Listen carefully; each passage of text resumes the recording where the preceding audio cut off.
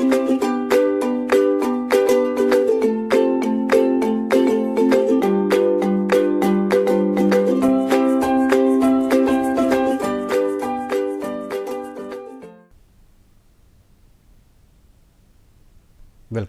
in the class of engineering hydrology. Today we are going to discuss channel routing. So, first of all understand what is the storage in channels when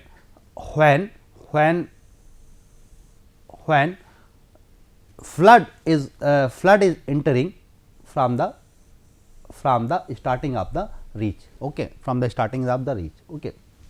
Here we have this section 1, okay, section 1 and this section 2, okay, section 1 and 2. Okay.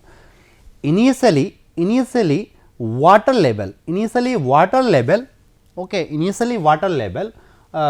in this channel for initially the water level were this, okay, it is parallel to the bed, it is parallel to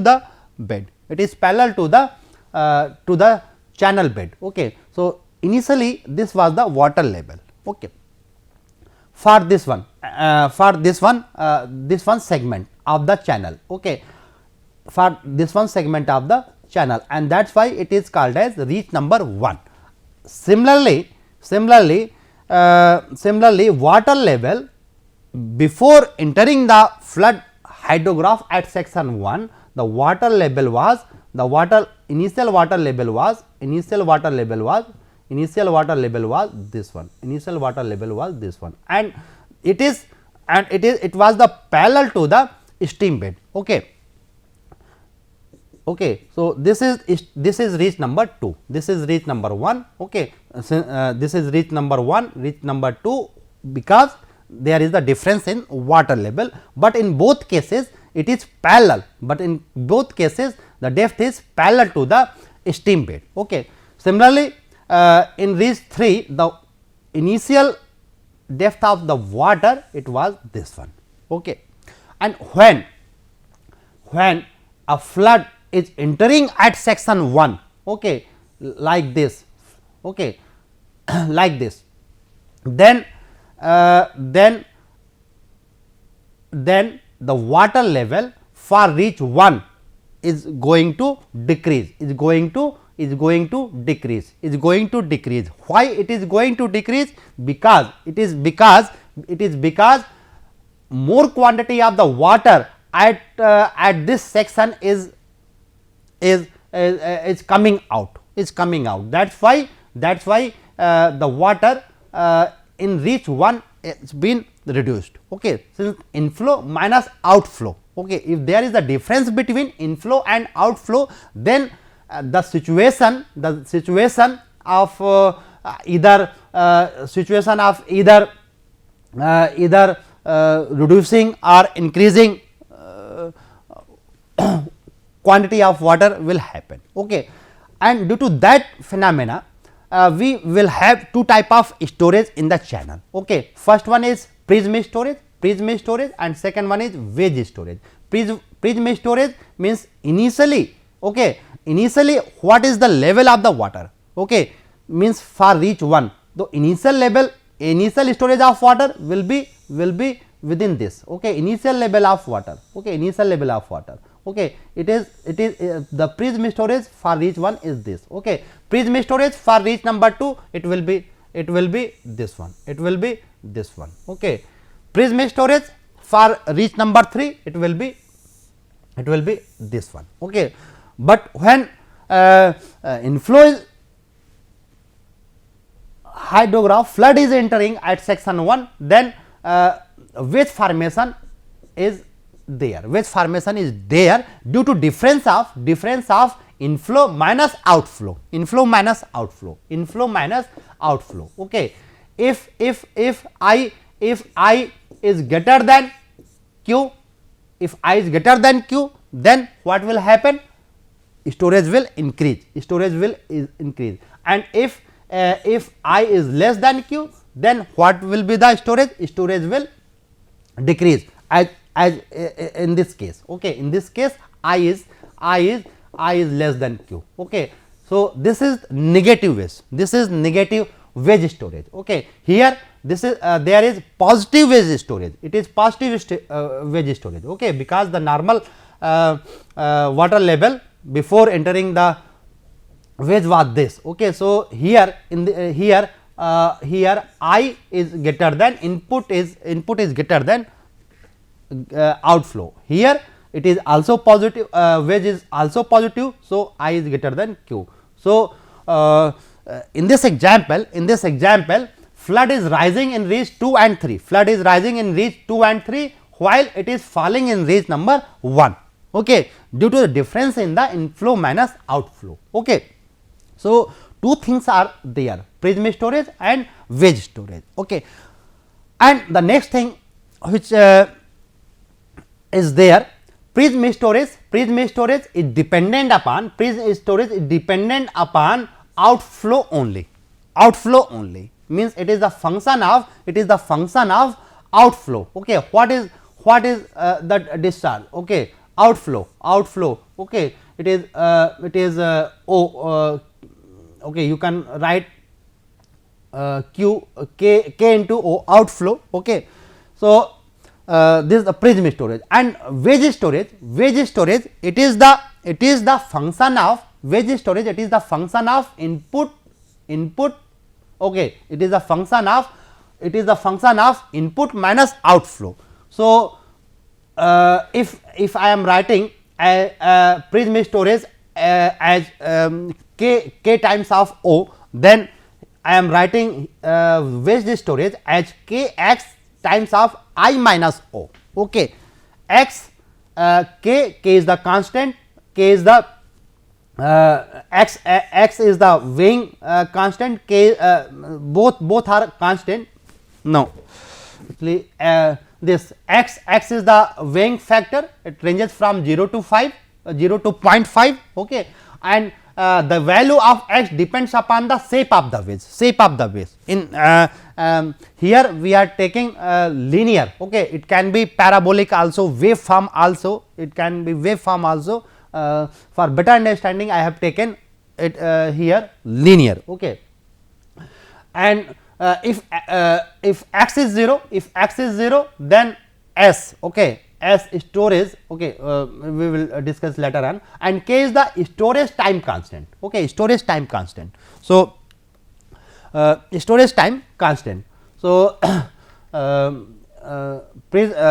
okay, so prism storage it is the function of only outflow, and wedge storage it is the function of input minus outflow. Okay. So, total storage. Okay, that I have told you, Okay, and m is another constant, k is the constant, k is storage time constant times of q to power m, and wedge storage it is k into x times of I minus q to power m. Okay, so positive if I is greater than q, otherwise negative, I have told you. So, what is the total storage? Total storage in the reach, as per Muskingum equation. In Muskingum equation, the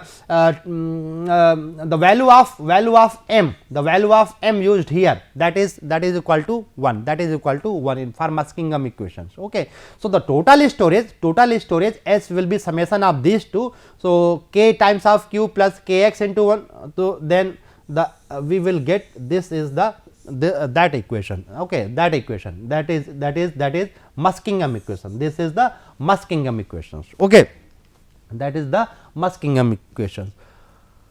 And let us talk what is the method procedure proposed by Muskingum for channel routing. Okay, so this is the equations made by proposed by the Muskingum, and we also know that change in the storage, through this equation, change in the storage means S2 minus S1 will be k times of x into I2 minus I1. Okay, this will be I2 minus I1 and it will be Q2 minus Q1. So, this is equation number 1. Okay, say equation A. Okay, from continuity equation, change in the storage. Okay, input inflow. Okay, I1 plus I2 by 2 into delta T plus Q1 plus Q2 by 2 times of this. So, this is the change in storage. Say this is equation number 2, and solving equation 1 and 2, Muskingum proposed this one equation in terms of constant C naught, C1, C2. Okay, C naught, C1, C2 that has been proposed by the Muskingum after calculation, and the summation of C1 plus C naught plus C1 plus C2 that is equals to 1. Okay. K and X that are the constant I have told in previous slide. Okay, and this is the value of Q2, and in general Qn. Okay, in general Qn will be C naught times of In plus C1 into n minus 1 plus C2 into Q n minus 1. Okay, and for better result, look here, C naught, C1 and C2, it is dependent upon K, X and delta T. Okay, and finally, since the K, X are the constant, so value of C naught, C1, C2 it is dependent upon del T. Therefore, we need to choose del T. Okay, in such a manner that follows this equations. Okay, so del T should be less than K and more than 2 times of K into X. Okay, and one more thing, negative value of constants should be avoided, and it can be taken by appropriate value of del T, right. So, what are the steps in step number 1, knowing K, X, select the appropriate value of del T. Okay, calculate C naught, C1, C2. Okay, step number 3, starting from the initial condition I1, Q1 and I2. Okay, I1, Q1 and I2 they are known. At the end of the first time step del T, calculate Q2. Okay, calculate Q2. Okay, by this equation, by the equation given here. Okay, I2 is known to us, I1 is known to us. Okay, Q1 is known to us. Okay, constant C naught, C1, C2 can be calculated by suitable value of del T. So, the value of Q2 can be calculated.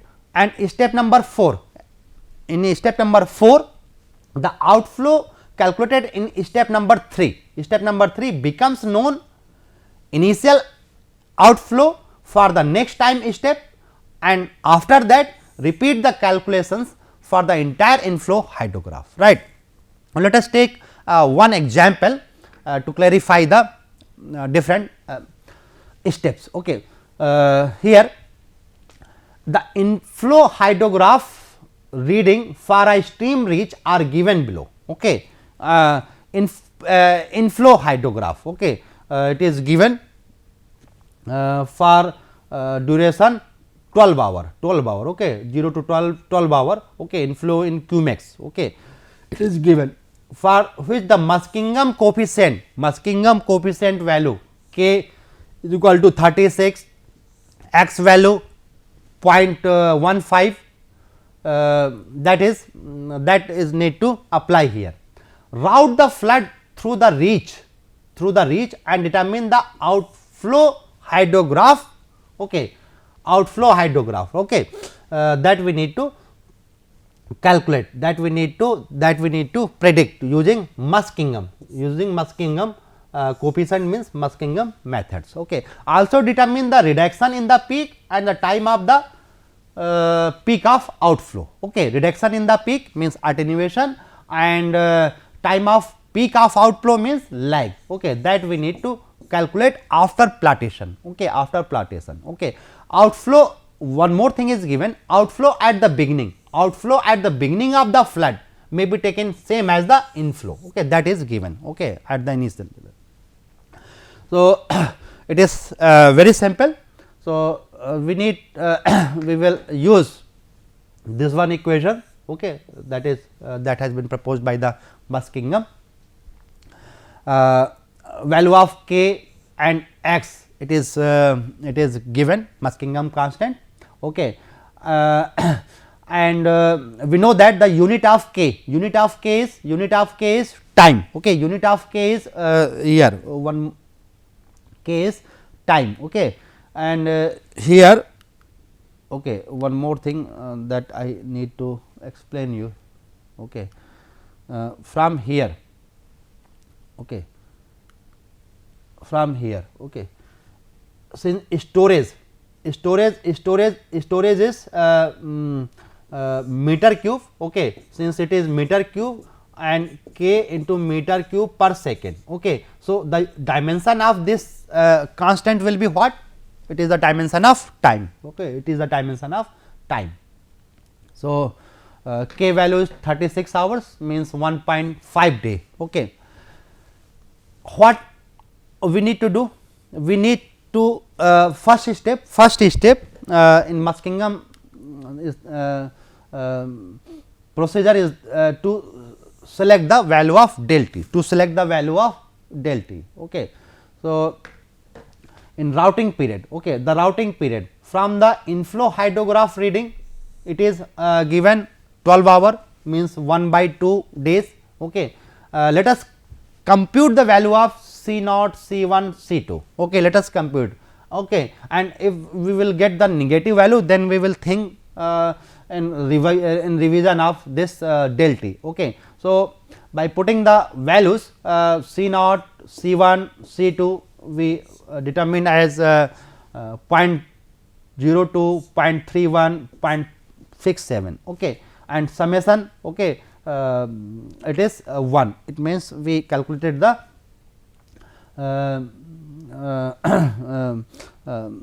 our calculation is right, okay. And value of Q2, okay, value of Q2, okay, then the value of Q2 will becomes this one, okay, 0.02 times of I2 plus 0.31 times of I1 plus this one, okay. I1, I2, okay, I1, I2, it is known to us. Q1 is what? Q1 will be what? Okay, Q1 will be what?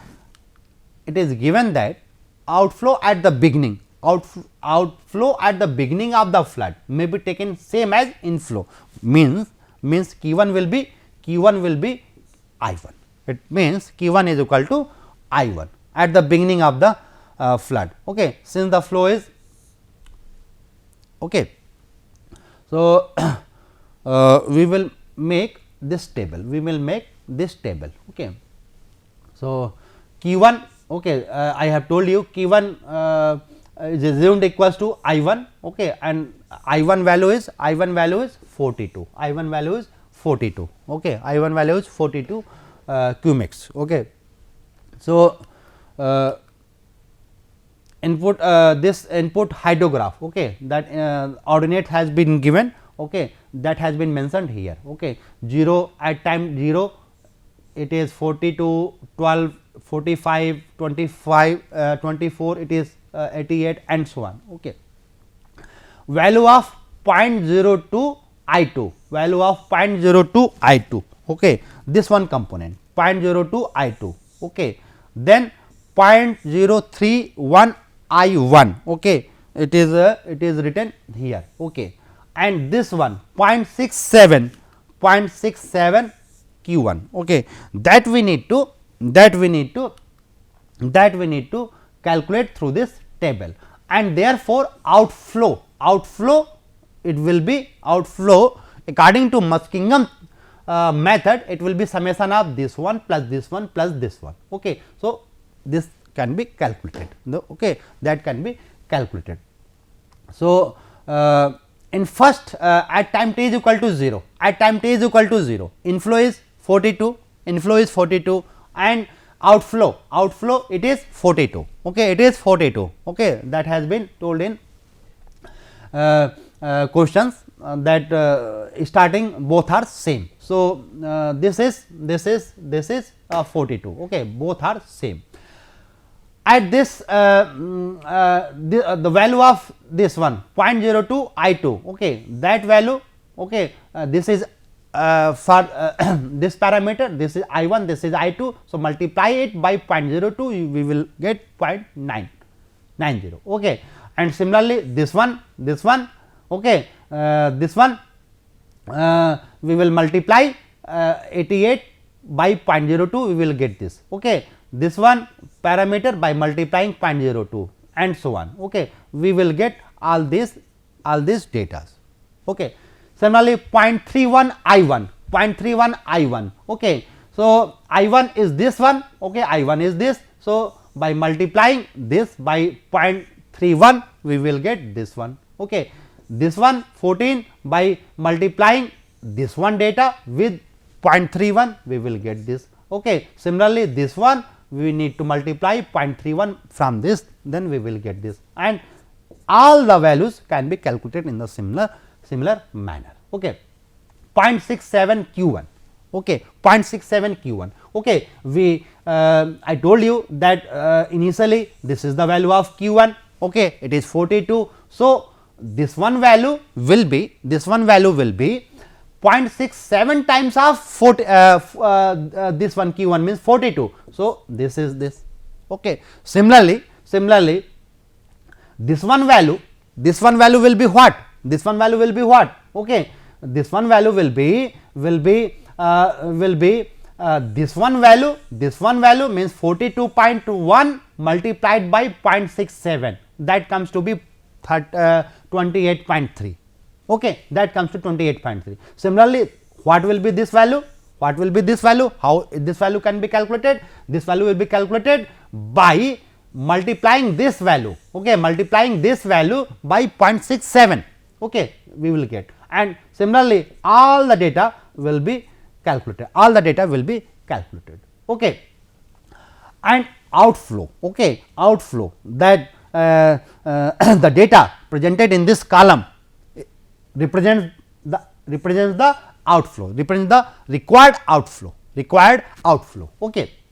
So, the Q2, okay, that I have told you, okay, the value of Q2 becomes Q1, okay, the value of Q2 becomes Q1 for the next routing period, and the process is repeated till the flood is completed, till the flood is completely routed through the reach, okay. The resulting outflow hydrograph is plotted as shown in figure, okay, that can be plotted,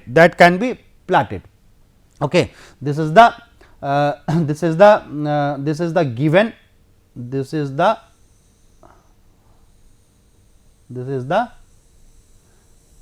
given inflow hydrograph, okay, this is the given inflow hydrograph, okay, at time t equal to 0, same data, okay, that has been presented over here, that is given, okay.